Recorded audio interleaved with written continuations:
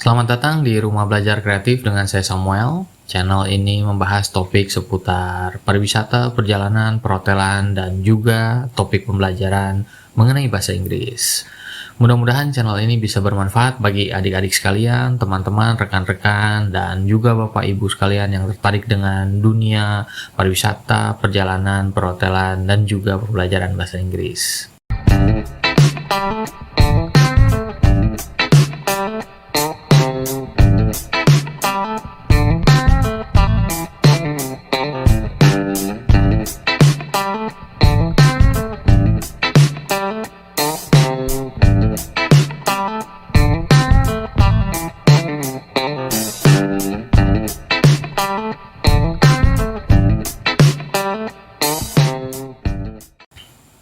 Di video kali pertama ini saya ingin berbagi mengenai 3 hal, tips dan trik bagaimana memulai belajar bahasa Inggris dengan baik dan benar. Khususnya untuk adik-adik, teman-teman, rekan-rekan, dan juga Bapak Ibu yang ingin mulai belajar bahasa Inggris dan mulai tertarik untuk belajar bahasa Inggris. Hal yang pertama yang bisa saya sampaikan adalah mengenai waktu. Waktu ini harus diluangkan. Waktu sudah tersedia. Seperti kita ketahui, waktu itu dalam satu hari ada 24 jam. Dan 24 jam ini biasanya otomatis sudah terbagi menjadi 3 bagian. 24 jam dibagi 3 berarti setiap bagiannya ada 8 jam. Nah, bagian yang pertama itu 8 jam digunakan biasanya untuk bekerja, bersekolah, kuliah, dan lain-lain. Lalu bagian kedua ini biasanya transisi dari bagian pertama menuju ke bagian ketiga, di mana bagian ketiga 8 jam di bagian ketiga ini biasanya dipakai untuk beristirahat. Triknya adalah untuk meluangkan waktu di 8 jam bagian kedua ini. Mungkin teman-teman, adik-adik, bapak ibu pernah dengar ya untuk meluangkan 5 menit, 10 menit, 15 menit, 20, 25, bahkan sampai 30 menit sehari untuk belajar bahasa Inggris. Di tips kali ini yang disarankan adalah 30 menit per hari. Dan apabila teman-teman mengumpulkan waktu itu selama 1 minggu, tanpa hari Minggu untuk belajar, hari Minggu diambil untuk istirahat, berolahraga, dan hal-hal lainnya, berarti 30 menit itu dikalikan 6 hari, itu sama dengan 180 menit. 180 menit itu kalau kita konversi ke jam adalah 3 jam. Jadi teman-teman punya persiapan waktu selama 3 jam dalam 1 minggu. Dan ada juga triknya lagi. Jadi teman-teman bisa belajar setiap hari 30 menit atau teman-teman bisa mengumpulkan 30 menit itu dikalikan 6, yaitu 180 menit atau 3 jam, dan teman-teman bisa mungkin belajarnya di hari Sabtu saja, tapi hari Sabtu belajar selama 3 jam. Atau ada trik lainnya, jadi 3 jam itu dibagi 2, jadi 1 jam setengah, 1 jam setengah, berarti teman-teman belajar 2 kali dalam seminggu tanpa belajar di hari Minggu. Jadi hanya mengambil 30 menit per hari dan dikalikan 6 hari dalam seminggu. Seperti itu.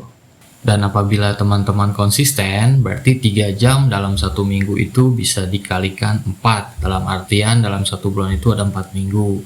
3 jam kali 4 berarti 12 jam. Nah, teman-teman sudah punya 12 jam persediaan waktu untuk belajar bahasa Inggris. Dan apabila lebih konsisten lagi, teman-teman bisa mengkalikan 12 jam tersebut menjadi 1 tahun.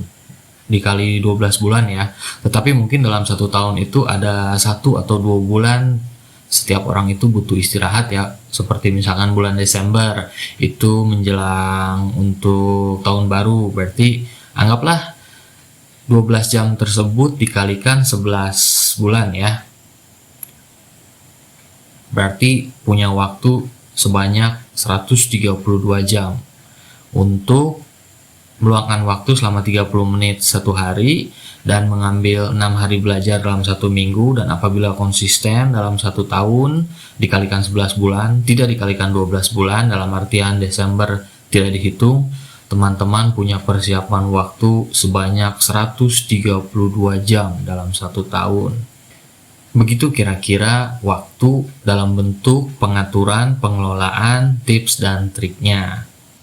Jadi waktu ini sangat penting untuk diatur, dikelola, dan dipersiapkan terlebih dahulu. Karena kalau waktunya sudah dipersiapkan terlebih dahulu, itu tinggal mengikuti materi yang ada.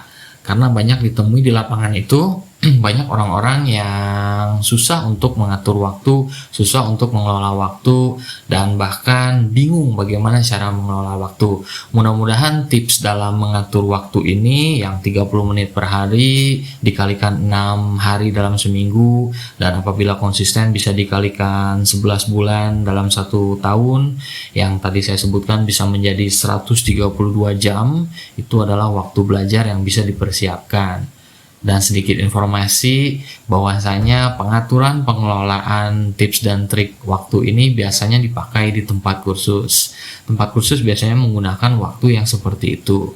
Jadi dalam 1 minggu itu biasanya peserta bisa belajar 2 kali seminggu, sekali belajar itu 1,5 jam, berarti kalau 2 kali belajar itu total 3 jam. Dan apabila hanya ingin belajar 1 kali dalam seminggu, biasanya mereka itu belajar di hari Jumat atau dan hari Sabtu.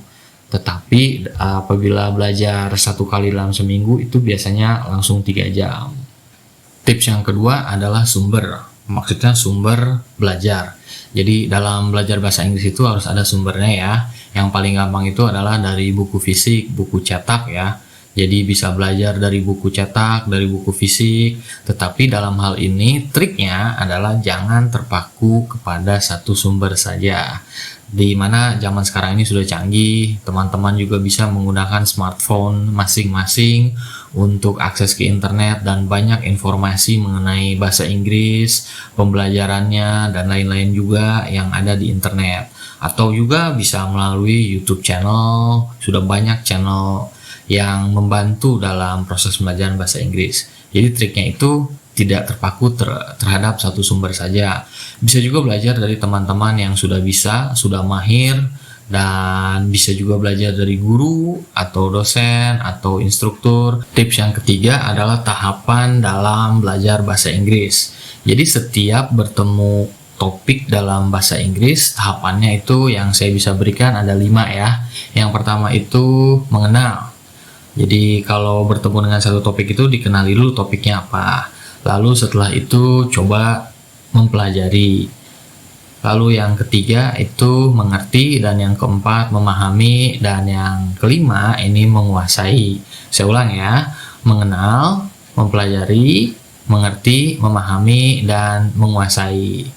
Banyak yang saya temui dan teman-teman saya temui itu hanya berhenti di bagian mengenal saja, tidak lanjut kepada mempelajari lebih dalam, apalagi mengerti dan memahami, dan yang paling terlewati adalah menguasai. Sebenarnya ada tahapan lainnya juga di atas menguasai, yaitu mengulang kembali atau mengulas kembali.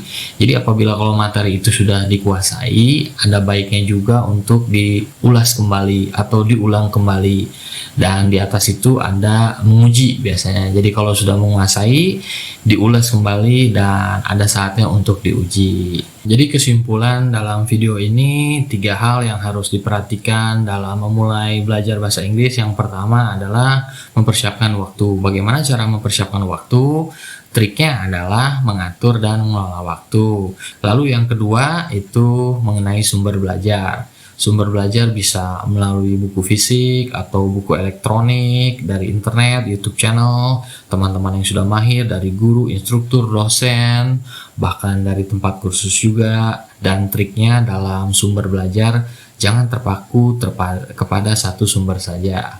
Lalu yang ketiga, tahapan dalam setiap mempelajari topik bahasa Inggris. Tahapannya tadi sudah saya sebutkan. Yang pertama itu mengenal, yang kedua itu mempelajari, yang ketiga mengerti, yang keempat memahami, dan yang paling penting yang kelima adalah menguasai.